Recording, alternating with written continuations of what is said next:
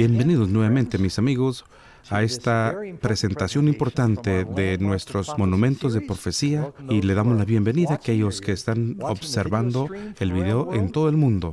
Y nos da mucho gusto y nos emociona, y es un privilegio de abrir la palabra de Dios con ustedes. La presentación de esta noche es muy importante y puede ser muy difícil, no solo para mí, para presentarla en un espíritu adecuado, que esté clara, pero para recibir y escuchar. Así que ruego a Dios que todos estemos orando en nuestros corazones, como dice en Apocalipsis, que el Señor nos dé los oídos para escuchar lo que el Espíritu le dice a la iglesia. Ahora vamos a iniciar. Al hacerlo, con el título de la lección es El baile mortal de la hija. Y se basa en la historia que encontramos en varios de los evangelios, sobre todo Marcos 6, versículos 17 al 29. Tiene que ver con Juan el Bautista y cómo llegó a su fin. El rey Herodes, el hijo del rey, que trató de matar a Jesús de bebé. Él creía que Juan el Bautista era profeta, pero lo que sucedió fue que Herodes le robó la esposa a su hermano Felipe. Su nombre era Herodías. Felipe tenía el territorio al norte de Galilea y Herodes tenía el área de Galilea y la región que rodeaba a Jerusalén. Y Juan el Bautista tuvo la audacia de decir que eso era adulterio. Este era el rey.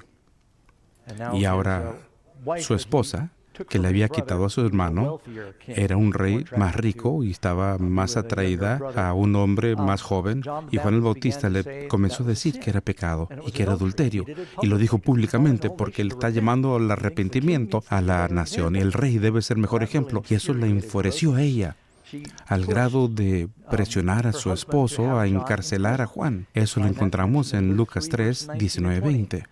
Entonces Herodes el tetrarca, siendo reprendido por él por todas las maldades que Herodes había hecho, encerró a Juan en la cárcel. Pero lo dejó allí en la prisión. Tuvo miedo de hacerle algo, no solo porque la gente lo amaba y lo respetaba, sino él creía que el poder que tenía Juan tal vez podría ser el profeta de Dios, y no le iría bien si matas a los profetas. Así que le salvaba la vida a Juan. Herodías ideó lo que pensaba que era un plan infalible. Llegaba el cumpleaños de Herodes y planeó una gran fiesta e invitó a todos los personajes importantes de su reino. Y después de tomarse unas copas, a él le gustaba ver a su hija, a la joven Salomé, salir a bailar. Y salió e interpretó un baile provocativo y seductivo, y como se había imaginado, él solía hacer promesas rimbombantes. Le dijo: ¿qué deseas? Hasta la mitad de mi reino será tuyo. Trataba de mostrarle a sus invitados su generosidad. Hasta la mitad de mi reino, lo que quieras es tuyo. Ella no sabía qué pedir. Fue a visitar a su mamá y le dice: ¿qué le pido? Ella no le pidió una tarjeta de regalo de Liverpool o Ciudad de París. Su mamá dice: tú quieres en este momento la cabeza de Juan el Bautista en un platón. Y el reino, cuando escuchó eso, se puso muy triste. Pero había todos los invitados frente a él, y cuando un rey hace una promesa en público, debe cumplir su palabra. Así que después del consejo de su madre, Herodes tuvo que cumplir su promesa. Envió un verdugo a la prisión, y sin fanfarria ni formalidades, el profeta fue ejecutado allí mismo en la prisión, totalmente solo. Y sus discípulos vinieron y recogieron su cuerpo. Así que lo que quiero que noten especialmente es que durante el período del ministerio de Cristo, Jesús había iniciado su ministerio. Hubo un equipo madre e hija que persiguieron a los profetas de Dios. No solo Herodes se lo hizo a Juan el Bautista, pero más adelante estuvo involucrado en el juicio de Jesús también. Ya sabes, la Biblia nos dice que hubo otro rey del Antiguo Testamento. Y es la primera pregunta de la lección. Número 1. ¿Qué otro equipo de madre e hija del Antiguo Testamento persiguió al pueblo de Dios? Lean la respuesta en Primero de Reyes 18:13. Esa infame reina de los reinos del norte, su nombre fue Jezabel. Cuando uno escucha el nombre Jezabel, ¿ese te da buenas imágenes en la mente, o generalmente alguien que es malvada? No son muchos los que le ponen Jezabel a su hija, ni tampoco los que le ponen Nerón a sus hijos. Es un nombre que le dan a su perro, ¿verdad? Fue una persona registrada en los anales de la historia bíblica como infame por matar a los profetas de Dios. Trató de matar a Elías en más de una ocasión. Mató a muchos otros profetas y lo que quiero que noten de Jezabel. Tuvo una hija cuyo nombre fue Atalía.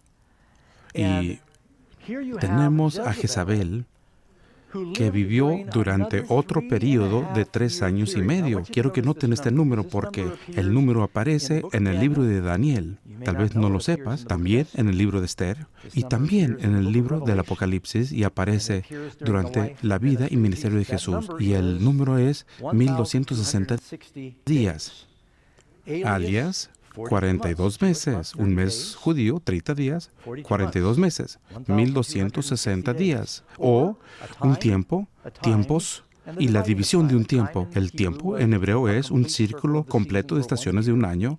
El tiempos significa un par o una pareja de años. Tienes un tiempo, es 1, y un par es 2 y medio. Entonces, no lo puedo hacer con los dedos, son 3 y medio, ¿verdad? Así que ese número debe ser importante para Dios porque lo menciona de todas las maneras posibles que te puedas imaginar. Durante ese periodo de 1260 días hubo una hambruna en el tiempo de Elías. Se menciona también en el libro de Santiago. Entonces tenemos los 1260 días durante la vida de Jesús, cuando predica durante el tiempo de persecución. Juan el Bautista, perseguido. Tenemos a Herodías y su hija persiguiendo a los profetas. Tenemos a Jezabel y a su hija persiguiendo a los profetas. Y luego en el Apocalipsis dice que hay 1260 años proféticos donde Babilonia y sus hijas persiguen a los profetas. Todo esto embona cuando consideras todos los puntos. Ok, pregunta número 2. Luego vamos a leer de la Biblia. Pregunta número 2. Muy bien, es la tercera vez que lo mencionamos, pero lo vamos a ver esta noche. ¿Cuál es el mensaje del segundo ángel de Apocalipsis 14? Vemos en Apocalipsis 14:8, y otro ángel le siguió diciendo, ¿qué dice? Ha caído Babilonia, la gran ciudad, porque ha hecho beber a todas las naciones, beber del vino del furor de la fornicación. Ella, Babilonia, ha caído. ¿Qué es caído? Cayó en el Antiguo Testamento durante Nabucodonosor. El pueblo de Dios fueron liberados para salir a la tierra prometida otra vez. Ahora es Babilonia espiritual que cae en el tiempo del Nuevo Testamento. Tenemos 2 caídas. Aquí nuevamente el pueblo de Dios podrá regresar a la tierra prometida. Pregunta número 3. ¿Qué símbolo utiliza Dios para referirse a Babilonia en Apocalipsis 17? Lo vamos a leer. Apocalipsis 17:18. Y la mujer que has visto es la gran ciudad que reina sobre los reyes de la tierra. Así que vamos a seguir adelante. Vean en sus Biblias y quiero que vayamos juntos al Apocalipsis. Capítulo 17. Lo vamos a leer juntos. No lo vamos a leer todo, pero los primeros versículos, por lo menos. Ya hemos leído Apocalipsis 12, 13, la mitad del 14, y vamos a leer el 17. Y uno de los 7 ángeles que tenían las 7 copas, y estas son las vasijas de la ira que están siendo derramadas, habló conmigo diciéndome, ven, te mostraré la sentencia contra la gran ramera que está sentada sobre muchas aguas, con cual han fornicado los reinos de la tierra. Y los moradores de la tierra se han embriagado con el vino de su fornicación. Y me llevó en el espíritu, y qué lenguaje tan fuerte, y me llevó en el espíritu al desierto. Y vi a una mujer sentada sobre la bestia escarlata, aunque los pecados sean como, vaya, qué pecado aquí. La mujer sobre una bestia escarlata llena de los nombres de blasfemia. Vamos a ver lo que es blasfemia, y también está en Daniel, que tenía 7 cabezas. ¿Cuántas cabezas? 7 cabezas y 10 cuernos. Es muy similar a las bestias que vemos en Apocalipsis 12, y la mujer estaba vestida de púrpura y escarlata, y adornada de oro, de piedras preciosas y de perlas, y tenía en la mano un cáliz de oro lleno de abominaciones y de la inmundicia de su fornicación. Y en su frente un nombre escrito. ¡Qué interesante! ¿Cuántos tienen nombres escritos en la frente en Apocalipsis? El misterio, Babilonia la Grande, la madre de las rameras y de las abominaciones de la tierra. y vi a la mujer ebria de la sangre de los santos y la sangre de los mártires de Jesús. Y cuando la vi, quedé asombrado con gran asombro. Y el ángel me dijo, ¿por qué te asombras? Yo te diré el misterio de la mujer y de la bestia que la trae, la cual tiene las 7 cabezas y 10 cuernos. Y continúa dando la interpretación. Pero brinco al versículo que acabamos de leer hace poco. Veamos el versículo 18, el último de este capítulo. Y la mujer que has visto es la gran ciudad que reina sobre las reyes de la tierra. Ahora, cuando Juan escribía Apocalipsis, ¿qué ciudad reinaba sobre los reyes de la tierra? Roma. Roma es quien lo apresó. Fue el imperio de ese tiempo. ¿Y qué representa una mujer en la profecía? Una iglesia. Una iglesia. Así que tenemos a la mujer, una iglesia en Roma, con mucho poder. Ahora, quiero ser tan gentil como puedo. Quieren que les diga lo que dice la Biblia, ¿verdad? No fueron demasiado entusiastas con su respuesta. Ya compartí con ustedes que yo creo que la primera bestia en Apocalipsis 12, y lo que les digo no es nada nuevo, en realidad es muy antiguo. La mayoría de las personas lo han perdido de vista con tanta predicación evangélica moderna que se oye en la actualidad. Parte es bueno y parte es espuma, es algodón de azúcar, por así decirlo. Pero ya no se oyen estas grandes verdades proféticas protestantes. Pero la primera bestia en capítulo 12 de Apocalipsis es un símbolo de una bestia como nación o poder, la Iglesia Católica Romana. La segunda bestia se menciona es Norteamérica y protestantes, y ahora tenemos Babilonia. En el capítulo 17, el mismo poder y sus hijas. El mismo poder. Habla acerca de las hijas, son las iglesias que han salido del catolicismo cuando hubo una gran división, pero tienen esa similitud de su mamá con la teología. Este es un repaso rápido. Sí, voy a compartirlo en unos momentos. Quiero dejar que lo dijeran un poquito, no mucho más.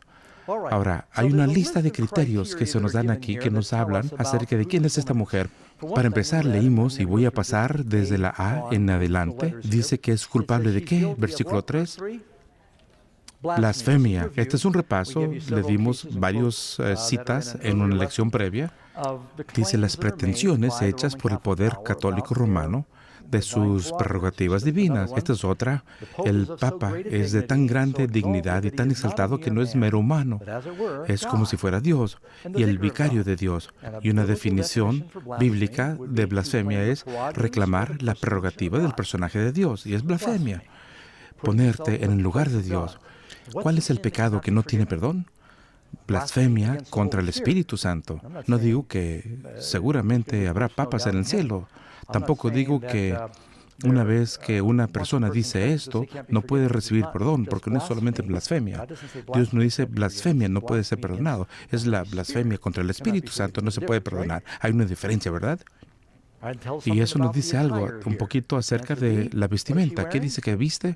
Está vestida de púrpura y escarlata.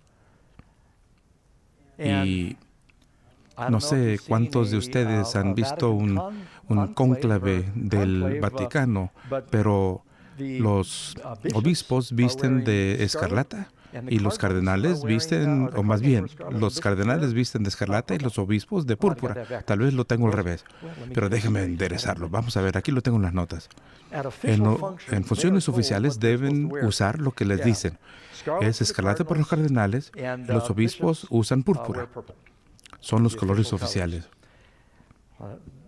Eso concuerda con esta definición. ¿Y qué más dice que viste la mujer? Oro, perlas, piedras preciosas.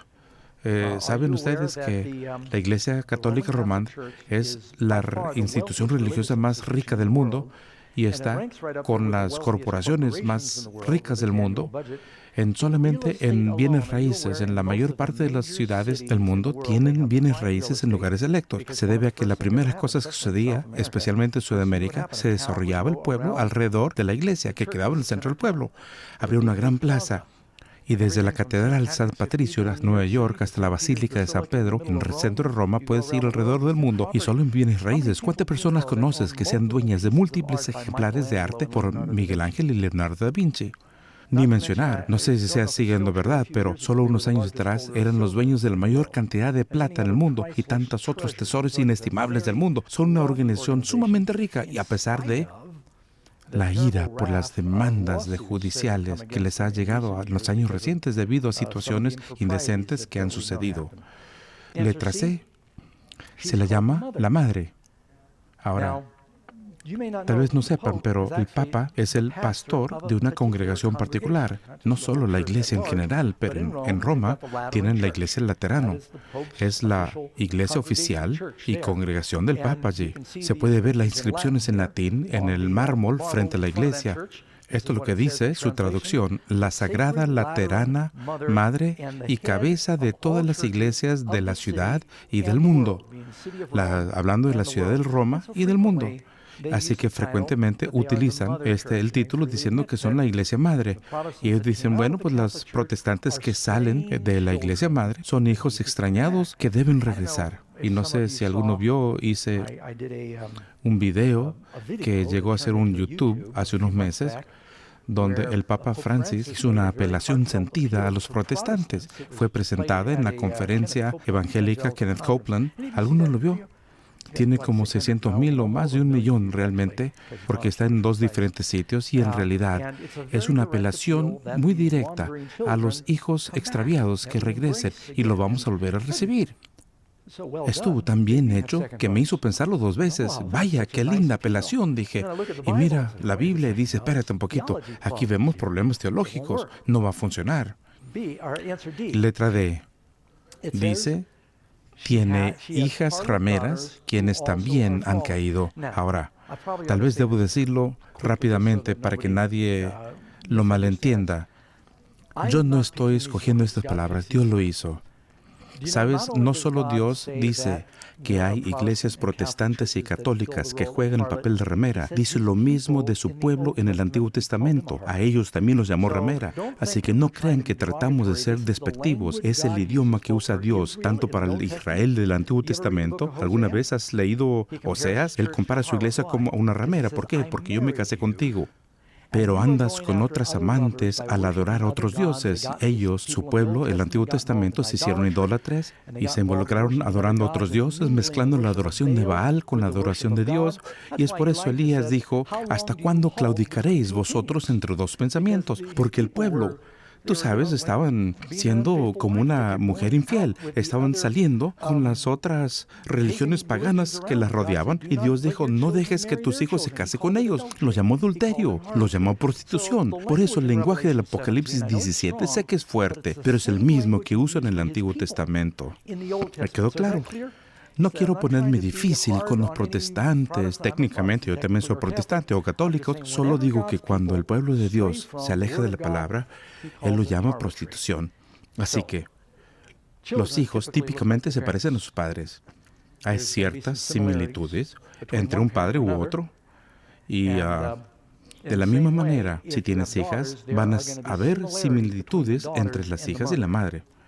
Así que encontrarán que hay ciertas reliquias de la religión romana que muchos protestantes se llevó con ellos al separarse, porque no se separaron completamente. Todavía se separaron algunas cosas de esos fundamentos. Ese poder, hablando del Apocalipsis 17, que persiguió y mató a los santos. Así que este fue un poder perseguidor. Y amigos, desde los momentos 538, cuando el Papa realmente recibió un ejército y un poder político, hasta 1798, se estima en forma conservadora que entre 30 a 50 millones de personas murieron como resultado directo de la Iglesia y sus persecuciones. Enviaron ejércitos. ¿Han escuchado acerca de las cruzadas, la Inquisición? Y esto no es algo, nuevamente, no quiero ser difícil, sino interpretar profecía. Es lo que dice la Biblia, culpable de la sangre de los santos. ¿Mataron a los profetas, el pueblo de Dios, en el Antiguo Testamento? ¿Qué dijo Jesús? ¡Ay de ti, Jerusalén, que matáis a los profetas que te son enviados! Así que nuevamente fueron su pueblo. Pero hacían cosas terribles. Esto también sucede históricamente, no solo antes de Cristo, con los judíos, también después de Cristo, con los cristianos. Y los cristianos genuinos tuvieron que huir al desierto en el mismo periodo de tiempo, 1260 días. Mientras que tenemos a la mamá y la hija, el equipo, que persigue a los profetas. Dice, la mujer fue al desierto y Dios la sustentó allí. Cuando Elías fue al desierto. Ahora, estoy regresando a Apocalipsis 12. Cuando Elías fue al desierto durante esos 1260 días, Dios lo alimentó milagrosamente. Cuando los hijos de Israel salieron de Egipto y fueron al desierto, ¿fueron alimentados?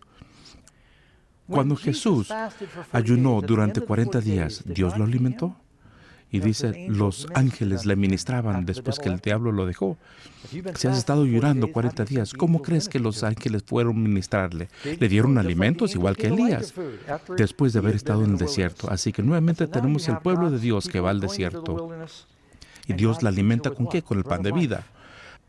Algunos han oído de los valdenses, de los husitas y los albigenses. Eran naciones enteras de personas que tuvieron que huir a lugares remotos, allá en los Alpes italianos y otras regiones, porque su religión bíblica fue proscrita. Ellos tendrían que copiar la Biblia a mano.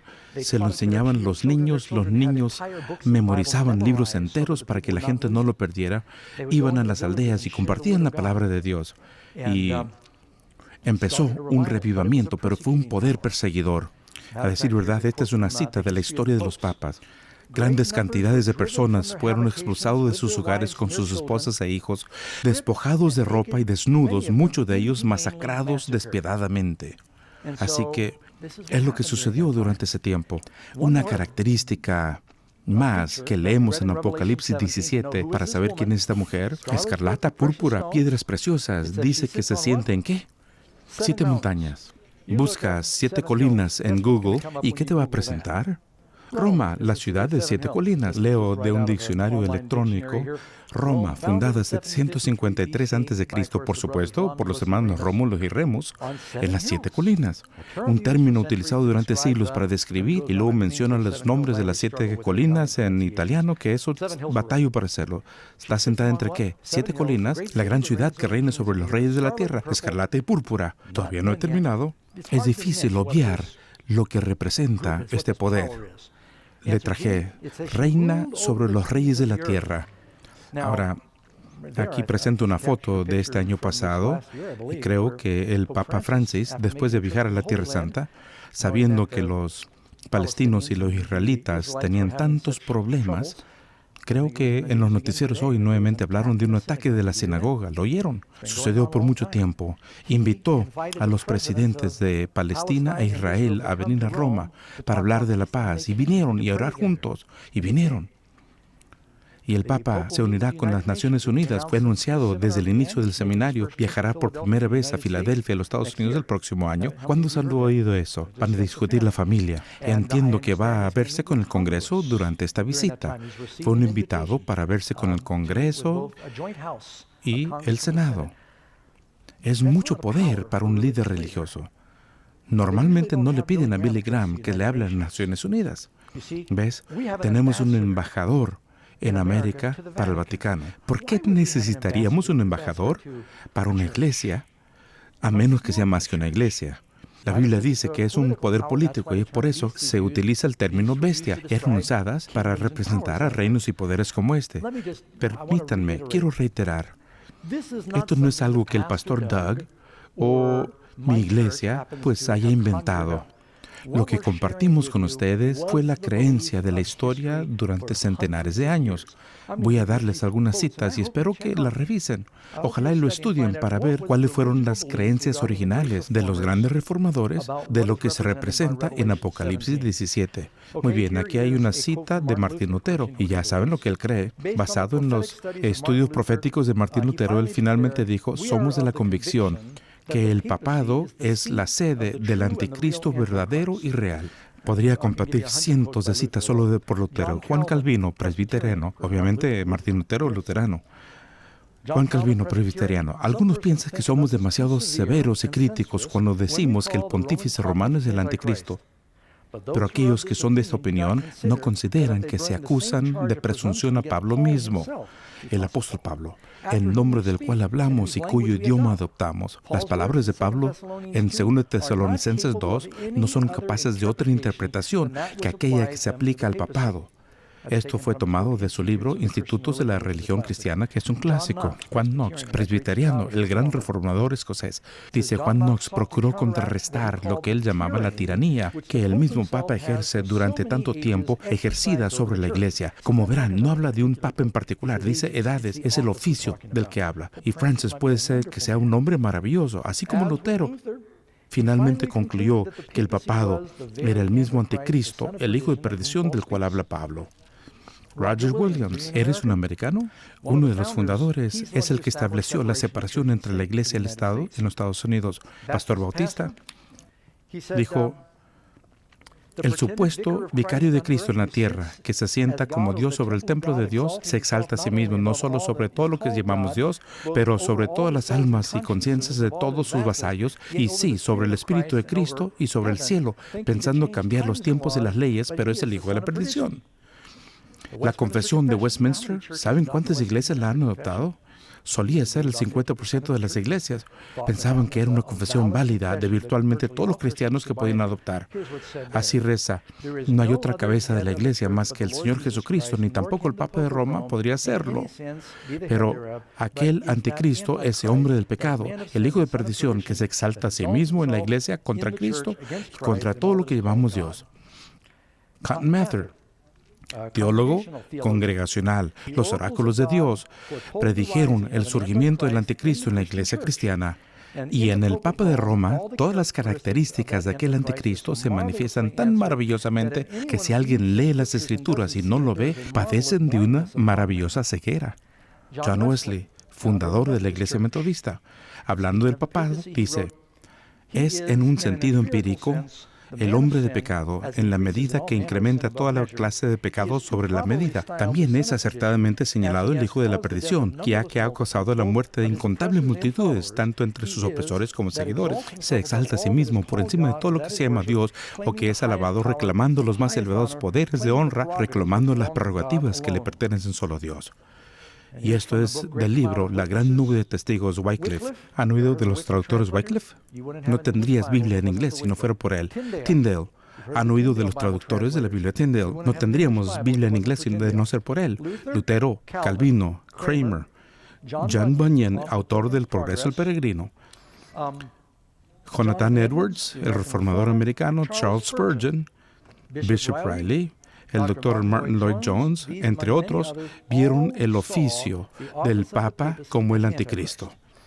Esto viene del libro Todos los caminos llevan a Roma, y corté muchos de las referencias porque esto ya se ha hecho muy tedioso. Pero ¿cuán a menudo escuchas esto en estos días? No es popular, definitivamente, no es algo políticamente correcto. La pregunta es, ¿será bíblico? ¿Por qué creen que tantas de estas profecías han sido distorsionadas y no se comparten? Te hace pensar, pero es lo que nos dice Dios que va a crear la confederación en los últimos días. Número 5. ¿Cómo se comparan las bestias de Apocalipsis 13? Recuerden, en el 13 es donde encuentran la marca de la bestia. ¿Cómo se comparan las bestias del Apocalipsis 13 y 17 que acabamos de leer? Veamos Apocalipsis 13, versículo 1.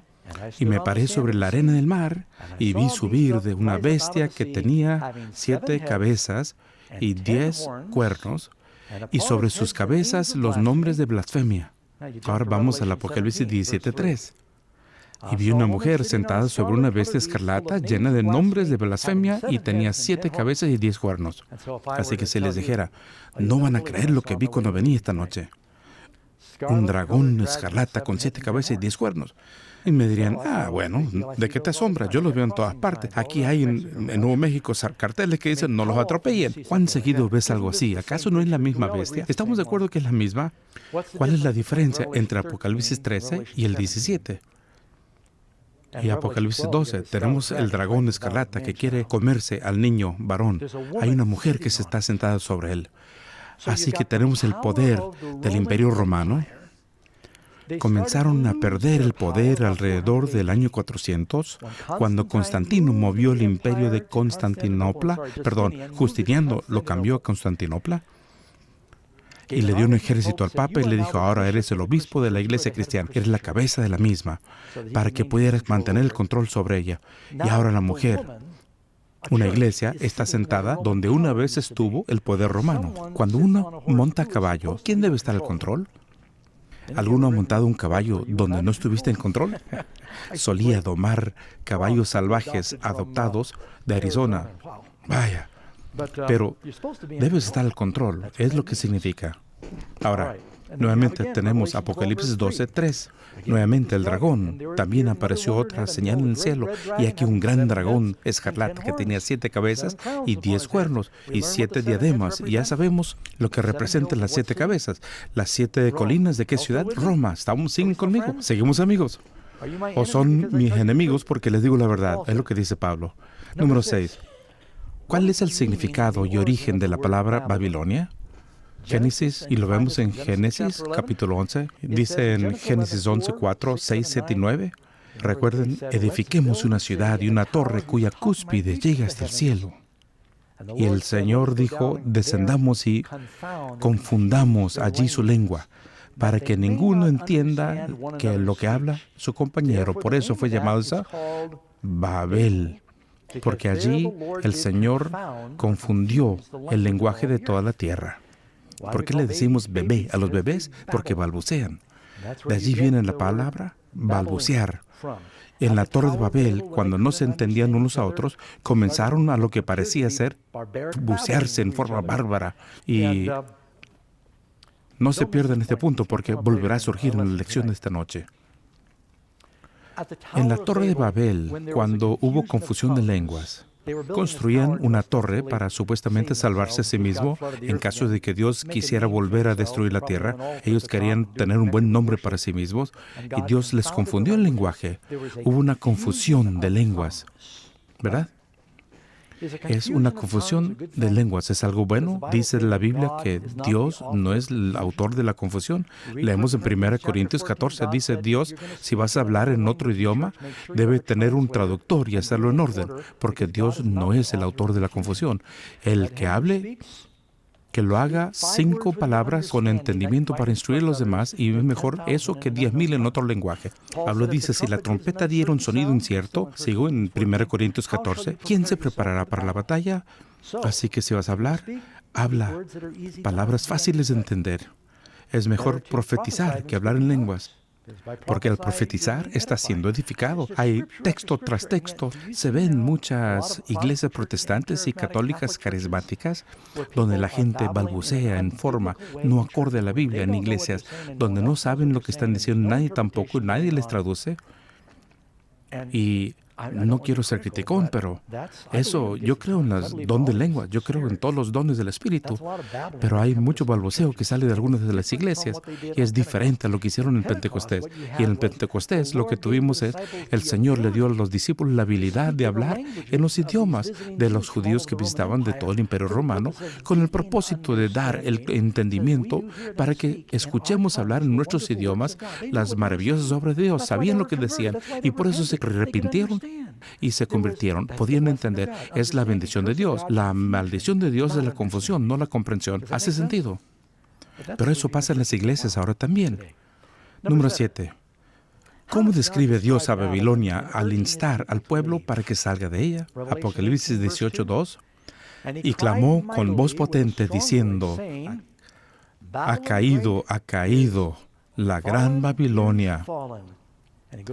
Y dice, y ha hecho habitación de demonios y guarida de todo espíritu inmundo. Y luego sigue diciendo, salid de ella. Salid de ella. ¿Qué? ¿Era mujer? Pueblo mío, para que no seáis partícipes de sus pecados, y es la parte que no quiero que pierdan, ni recibáis parte de sus plagas. Dios nos invita a salir de Babilonia antes de las últimas 7 plagas en Apocalipsis. Eso es serio. Ahora, le voy a dar una historia bíblica que nos ayude a ilustrar su importancia. Abraham, Isaac y Jacob, los 3 grandes patriarcas, salieron de Mesopotamia, es ahí donde está Babilonia. Trajeron a sus esposas de Babilonia a Canaán, la tierra prometida. Dios le dijo, voy a darles esta tierra. Cuando llegó el momento de que Abraham encontrara una esposa a Isaac, le dijo a Eliezer, su siervo, que mi hijo no se case con una de las chicas paganas de la localidad. Sé que estamos en la tierra prometida, pero estamos rodeados por paganos. Él debe casarse con una chica que adore a Jehová. Ve a Mesopotamia. Tómale una mujer, Rebeca, sácala, y ya saben bien la historia. Él le dio de tomar a los camellos y Dios contestó una oración y fue escogida para ser la madre de Israel, por así decirlo. Bueno, literalmente, madre de Israel, porque dio a luz a Jacob, que más adelante se llamó Israel. Sale de Mesopotamia a la tierra prometida. Es tiempo que se case Jacob. Rebeca le dice a Isaac, me duele mucho que Esaú se haya casado con estas chicas paganas. Mi vida no significará nada, dijo, si se casa con una de las jóvenes de la localidad. Debe casarse con una señorita que crea en Jehová. Y regresa a Mesopotamia, consigue una esposa. En realidad consigue 4 esposas. Parece que estaban en oferta. Las trajo a todas consigo. Bueno, no es exactamente como lo que sucedió, ¿verdad? Pero las trajo otra vez a la tierra prometida. Y luego tenemos a los hijos de Israel que son llevados a Babilonia en tiempo de Nabucodonosor. O sea, no hay gente como los judíos. Si no crees en la Biblia por ninguna otra razón, el judío debiera ser una razón para creer en la Biblia, porque no hay otro pueblo en el mundo que ha sido conquistado y desposeído de sus tierras en 3 diferentes ocasiones y regresan a la tierra y todavía retienen su lenguaje y cultura. Es decir, es un milagro, no sé cómo la gente lo puede negar. Y luego tienen el libro que ha cambiado el mundo. Fueron llevados a Egipto, regresaron, fue a Babilonia, regresaron, fueron dispersos por los romanos y regresaron otra vez en 1948. ¡Vaya! Es sorprendente cómo este país, rodeado por tantos enemigos que quisieran aniquilarlos, sigue siendo una potencia mundial. Es más pequeño que California. Y bueno, así que están en Babilonia, pero no están ahí solo por un poco tiempo, están ahí durante 70 años. ¿Cuán cómodos estarían ustedes? Yo he estado aquí como unas 4 semanas y bueno, ya tengo todo aquí. Ya saben cómo es cuando vas a un campamento, uno trae suficiente para el milenio, ¿verdad? Así que han estado allí 70 años, tienen amigos, empleos, tienen sus raíces, todos los árboles frutales, vienen los abuelos y abuelas que han muerto en este país y de repente Dios le dice, Babilonia ha caído, los persas lo han conquistado, salgan de Babilonia a la tierra prometida. Hey, espérame tantito, yo sé que vinimos de la tierra prometida, pero ya echamos raíces aquí, estamos establecidos, tenemos familias, tenemos empleos. Y Dios le dije, voy a traer plagas a este lugar y si permanecen, van a llegar a ser parte de las plagas. Salgan. Ellos tuvieron que pasar penuria para salir de este lugar, de tantas cosas. Ellos hablaban el idioma. Es un idioma común y regresar a la tierra prometida es una lucha para las personas hoy. Pero lean la historia en Ezra, en Nehemías, tuvieron mucho valor, regresaron a una tierra donde las ciudades estaban destruidas, volvieron a comenzar y dijeron, ¿por qué? Porque es la tierra que Dios nos ha dado. Y regresaron y volvieron a empezar. Le sucedieron cosas malas a los que permanecieron allá. Dios le dice, salid de ella, mi pueblo.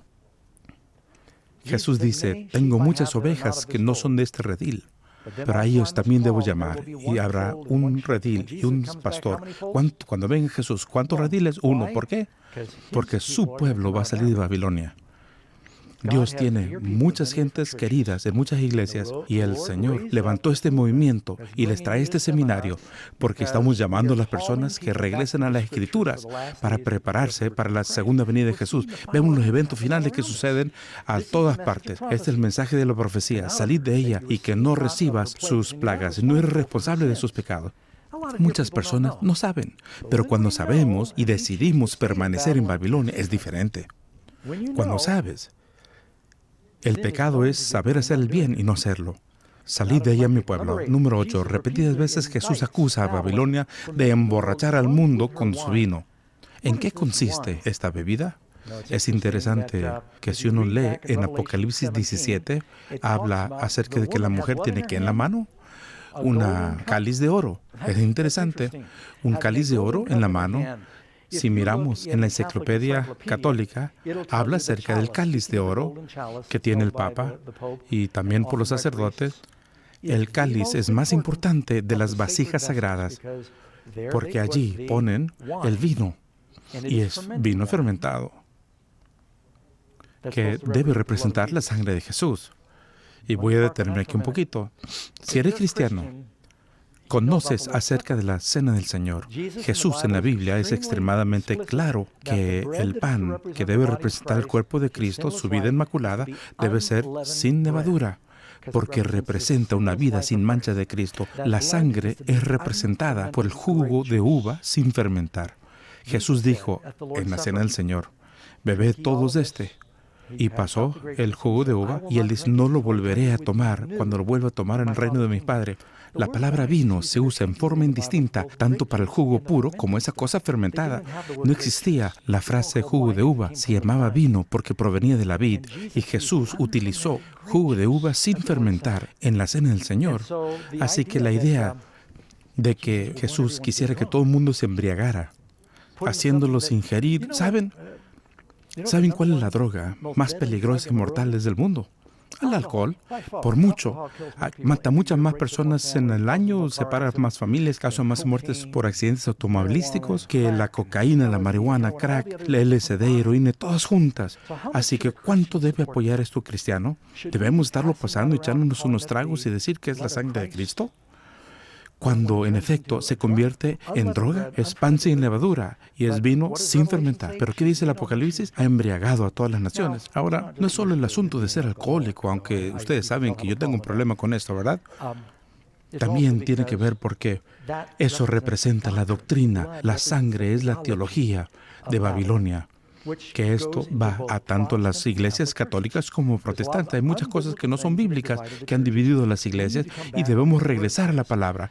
Vamos a ver algunos de los ejemplos de las doctrinas de Babilonia.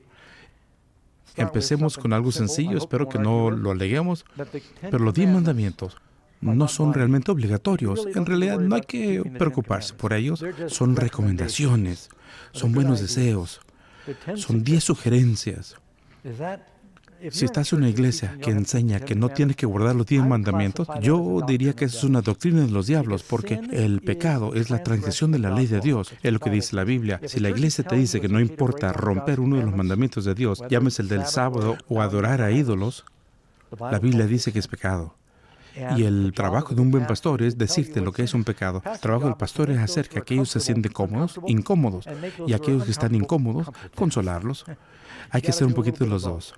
Así que, si estás en una iglesia que te dice que no hay que guardar la ley, y yo he visto que la gente dice, oh, no, nosotros no estamos bajo la ley. Y bueno, no estamos bajo la pena de la ley, porque Jesús, Él no significa que no estamos bajo la obligación de obedecer. Pablo dice, ¿pecaremos para que abunde la gracia? Claro que no. Él no está diciendo eso. No es a los oidores de la ley los que están ante Dios, sino los hacedores de la ley serán justificados. Romanos 2:13.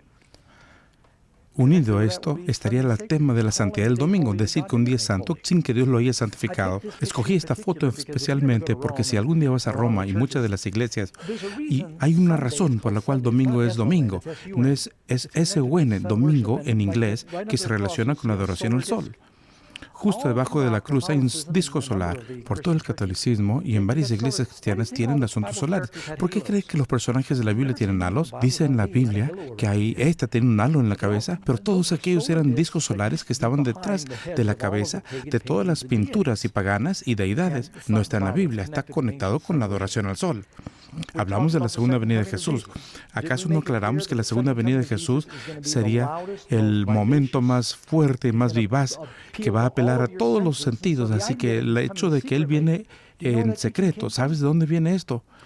Un doctor jesuita llamado Francisco Rivera lo escribió hace cientos de años, después de la Reforma, después que los protestantes comenzaron a ver el Apocalipsis y señalar a la Iglesia, y comenzaron a salir de la Iglesia. Así que la Iglesia Católica hizo que uno de sus doctores jesuitas escribiera lo que llamaron la interpretación futurista de la profecía, que con el tiempo fue adoptado por un hombre llamado Scofield, que tiene la Biblia Scofield, que la hizo popular para Hal Lindsey, que escribió el libro El fallido Gran Planeta Tierra y ha llegado a ser la teología acerca de la segunda venida, que se diseminó con los libros Left Behind a través de todo el cristianismo. Pero no es lo que los cristianos creyeron durante 1900 años. Creen en una venida de Jesús literal, visible, audible, climática, al final de la gran tribulación, no antes de la misma. Y Nos recibimos preguntas de la Biblia frecuentemente durante el programa radial y la gente nos pregunta, Pastor Ross y Doug, buscamos escrituras que nos hablan acerca del rapto secreto. ¿Nos puedes ayudar? No, no te podemos ayudar.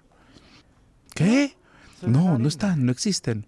Todo lo que viene de la segunda venida es un trompeta, es un grito, es una resurrección. Los cielos se disuelven. El día del Señor viene como ladrón por la noche. Se disuelven los cielos y las cosas de la tierra se queman, todo se derrite. Pareciera que la vida sigue su curso durante 7 años cuando Jesús venga como ladrón. No. Son las enseñanzas de Babilonia. La inmortalidad del alma. La idea de que vas a vivir para siempre en el infierno o en el cielo. Dios dice, si pecas, mueres. La paga del pecado es muerte. El diablo dijo, en realidad no morirás. Es lo que le dijo a Eva, ¿recuerdan? Pero ¿a quién le vas a creer? La inmortalidad es un don. La Biblia dice que Dios y solo Dios tiene inmortalidad. Pero las iglesias cristianas y mucha gente sincera, aún los pastores, no lo saben en forma sincera. Y luego, la idea del tormento eterno, que la gente está ardiendo en el infierno antes de la resurrección, que van a quemarse por sillones de años. Escoge el número más grande. Supongo que Google debía ser un número muy grande. ¿Quién sabe? No sé, Google es un número con muchos ceros. Toma un gazillion. Y luego te das cuenta que si tienes una persona que se está quemando y ampollando por tantos números sin fin, un chiquillo de 15 años que murió perdido, las iglesias enseñan que se van a quemar para siempre y siempre y pasan sillones de años y no le va a pasar nada. Imagínate quemarse durante toda la eternidad. ¿Qué hace eso con el carácter de Dios? Por los pecados de una fracción de la fracción de un segundo van a quemarse para siempre. La Biblia dice que hay un lago de fuego y hay infierno. No me malentendan. Le digo a mis amigos de Bautista, mi infierno es más caliente que el tuyo. El tuyo arde para siempre, el mío los consume para siempre. Es lo que dice. Vamos a ser consumidos. Así que estás en una iglesia que enseña que viene de la mitología griega. Puede ser que estés en Babilonia. Distorsiona el carácter de Dios. Si estás en una iglesia que dice que a tu dirigente debes decirle Padre, Jesús dijo, no llaméis a nadie Padre, tienes un Padre que está en los cielos. O confiesas tus pecados a ellos, confiésale a Dios y confesaos las faltas uno a otro. El hombre no tiene el poder de perdonar el pecado. Lo único que yo te puedo perdonar es lo que me has cometido contra mí y yo a ti. Pero respecto a Dios, el hombre no puede perdonar eso. Y entonces ya hemos discutido todos los métodos falsos de bautismo que no están en la Biblia. Estos son asuntos serios. Estos son algunas de las doctrinas divisivas que existen allá. Letra H. Confusión de lenguas que están en muchas de las iglesias. Y yo creo nuevamente en el don de lenguas y quiero decirles, yo creo que alguna vez recibí el don de lenguas. En forma milagrosa, recogí a una persona que pedía un aventón y en Deming, Nuevo México, aquí en el estado. Iba yo hacia California, él no hablaba nada de inglés y yo nada de español y simplemente oré diciendo, Señor, he manejado mucho tiempo. Mira, son 2 días en este camión. Me gustaría tener a alguien con quien hablar. No tenía ni siquiera un radio, era una camioneta Chevy de 1954. Vi un hombre ahí en la carretera y lo levanté, él no sabía nada de inglés. Y yo dije, ay Señor, qué sentido del humor, mira nomás. Mi español era ordenar y en Taco Bell nada más, y es todo lo que sabía.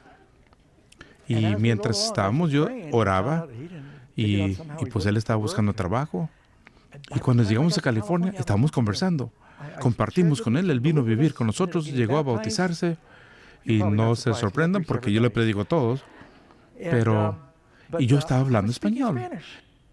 Y hoy todavía recuerdo parte del español desde ese tiempo. Ese es el don de lenguas, donde el Dios te da la oportunidad de hablar en otro idioma que no has estudiado solo para diseminar el Evangelio. Número 9. ¿Qué poder va a apoyar a la bestia en los últimos días? Apocalipsis 13, versículos 11 y 12. Después, y ahora estamos en Apocalipsis 13, 11, otra bestia. ¿Que subía de qué? De la tierra. La primera salió del mar, multitudes de personas, grandes civilizaciones, todos los caminos van a Roma. Ahora tenemos una gran nación que surge, una nación que sería prominente en la fe cristiana. Llegó a ser una fortaleza para el cristianismo primitivo, los puritanos y los cristianos tempranos que llegaron buscando libertad de adoración, pero inicia con 2 cuernos como un cordero. Es Cristo, es algo bueno, pero antes de terminar, habla como dragón. Y recuerda, mantengan en mente, la profecía en pocas palabras cubre cientos de años. Nuestro país se compara con Roma, sigue siendo un país joven, pero estamos llegando al momento de hablar casi como un dragón. Dice aquí, las aguas, dijo el ángel, representa una multitud de personas. Entonces, ¿qué representaría la tierra seca? Un lugar comparativamente sin población. Es de aquí donde viene esta criatura. De allí viene después de esa fecha de 1798. Y aunque en 1776 fue cuando tuvimos la declaración, no fuimos reconocidos por los otros países de Europa hasta 1798 como un país independiente, porque estamos en una guerra revolucionaria y no sabían que iban a ganar. Pero en 1698 dijeron, bueno, son independientes. Entonces llegó a ser la fortaleza para el cristianismo protestante. Las cosas cambian. Y ejerce toda la autoridad de la primera bestia en presencia de ella. Y hace hacer lo que la otra bestia hacía, cometiendo los mismos errores, la infidelidad. Y hace que la tierra y los moradores de ella adoren la primera bestia cuya herida mortal fue sanada. Eso significa que la segunda bestia tenía que ser un poder suficientemente fuerte para decirle a los demás qué hacer. Yo sé que tenemos a los chinos y a los otros países que ahorita se están uniendo al poder mundial, pero respecto a la milicia, los Estados Unidos es más fuerte que China. Y seguimos siendo la superpotencia en el mundo cuando llega a la tecnología y nuestro poder militar, aunque a veces no lo usamos. Saben, hace unos años, algunos de ustedes recordarán lo que hizo caer el comunismo. Publicaron una revista Time Magazine que tenía una historia sorprendente acerca de cómo Ronald Reagan y Juan Pablo II conspiraron juntos para hacer caer el comunismo. Cuando vas a Polonia, puedes ver hasta una estatua de Ronald Reagan caminando y hablando con el Papa Juan Pablo II, reconociendo que trabajaron juntos por medio de solidaridad, los sindicatos para ayudar a derrocar el comunismo en Europa. Y es interesante que cuando murió Juan Pablo II, cuán a menudo ves tú a 3 presidentes americanos que siguen con vida hincados ante el Papa. Esa fue una foto épica. Y ya les mencioné, yo creo que se me hizo curioso que cuando uno ve la arquitectura entre Roma y el Vaticano y el monumento de Washington y el obelisco frente al Vaticano, hay tanta similitud. Los días de nuestra semana que usamos en el país, domingo, lunes, martes, romano, el calendario, no usamos el calendario inca, ni el maya, ni tampoco el judío, porque usamos el romano. ¿Por qué tenemos un mes llamado julio? Julio César. ¿Y por qué otro llamado agosto? Augusto César. ¿Saben por qué febrero es tan pequeño? Porque Augusto César no quería que julio fuera más largo que agosto. Le quitó días a febrero. Así es. Y luego la influencia romana, el Senado, el gobierno, todo basado en ese fundamento greco-romano. Es una imagen de la bestia que seguir. Y le empieza a decir a las personas que adoren. Número 10. De acuerdo a la profecía, ¿qué cambio drástico tendría lugar en los Estados Unidos? Es aquí donde se pone interesante. Apocalipsis 13, 11 y 14. Comenzó como cordero, pero hablaba como dragón. ¿Cómo es que una nación habla? Una nación habla con lo que legisla, a través de las leyes, las reglas que hace que la gente obedezca, mandando a los moradores de la tierra que le hagan imagen a la bestia que tiene la herida de la espada. La palabra de Dios es lo que lastimó a la bestia y vivió, y la sanó. Número 11. ¿Qué 3 poderes se unirá en contra del pueblo de Dios? Apocalipsis 16, 13. Y vi salir de la boca del dragón y de la boca de la bestia y de la boca del falso profeta 3 espíritus inmundos a manera de ranas. Noten que 2 tiene el Padre, el Hijo y el Espíritu Santo. El diablo también tiene su Trinidad. El dragón, la bestia y el falso profeta trabajarán juntos para engañar. ¿Dónde está el poder de la rana? ¿Alguien ha sido mordido por una rana? ¿O será que su poder está en la lengua? ¿Verdad?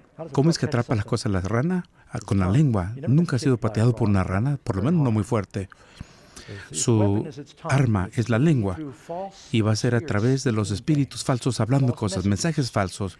Número 12. ¿Se unirán efectivamente en algún momento estas diversas organizaciones? Apocalipsis 16, 14. Pues son espíritus de demonios que hacen señales y van a los reyes de la tierra y en todo el mundo para reunirlos en la batalla de aquel gran día de Dios Todopoderoso, conocida como el Armagedón. Estas son las cosas que tenemos frente a nosotros. Tenemos otro estudio y alguien me preguntó, ¿qué es la batalla del Armagedón? Número 13. ¿Qué métodos efectivos utilizará esta coalición en los últimos días? Por eso debemos conocer la Biblia, porque el diablo dice que usará señales y maravillas. Y Jesús dijo, si fuera posible, serían engañados aún los escogidos. Apocalipsis 16:14, porque son los espíritus de diablos haciendo ¿qué? Obrando milagros. Habrá verdaderos milagros, aún en la sociedad cínica. Cuando vean los milagros, van a quedar sorprendidos. No serán efectos especiales. Apocalipsis 13:14, Él hace grandes maravillas. No cualquier maravilla, grandes maravillas. Así que hace descender fuego del cielo en la tierra ante los ojos de los hombres. ¿Y hace qué? Engaña a los moradores de la tierra por medio de esos milagros que tenía poder de hacer. No podemos creer lo que vemos con los ojos. Tenemos que ir por la palabra de Dios. Y esa será nuestra única seguridad, amigo. Número 14. ¿Qué impedirá que el pueblo de Dios de los últimos días sea engañado? ¿Cuál va a ser nuestra seguridad? Lo podemos leer en Isaías 8:20. A la ley y al testimonio. Si no dijeren conforme a esto, es porque no les ha amanecido. Hablando acerca de la Biblia, la palabra de Dios. Tenemos que poder decir por qué creemos lo que creemos. Esta es la roca que va a permanecer erguida. Dice Pedro, debemos estar listos siempre para dar respuesta a quien nos pregunta qué creemos. Lo que dice Jesús hoy, si escuchas su voz, no endurezcas tu corazón. Él quiere que tengamos el valor de decir, Señor, voy a la tierra prometida, estoy listo para dejar Babilonia. No es solamente salir de algo, es entrar a algo. Dios tiene a su pueblo, Él quiere que sea parte de su pueblo. Ese va a ser el movimiento de los últimos días que da el mensaje de los 3 ángeles al mundo. Jesús dice, si no estás conmigo, estás contra mí. No hay lugar neutral. Y me pregunto si antes de terminar con una oración, si te gustaría decir, Señor, quiero estar con Jesús, quiero estar en su arca, quiero estar en su redil en los últimos días. Es tu preferencia, es tu deseo. ¿Por qué no le pedimos juntos? Oremos. Padre Celestial, Señor, hemos discutido y hemos visto un tema muy difícil hoy. Ayúdanos a tener el ánimo para tomar las decisiones, para seguir tus palabras. Creemos que Jesús nos ha traído para escuchar y ver estas cosas. Y te ruego que también nos des tu espíritu para poder permanecer erguido mientras otros se inclinan y decir, esta es la verdad. Y vamos a seguir la verdad, sabiendo que la verdad nos hará libre. Gracias. Y te bendecimos y te pedimos en Cristo Jesús. Amén.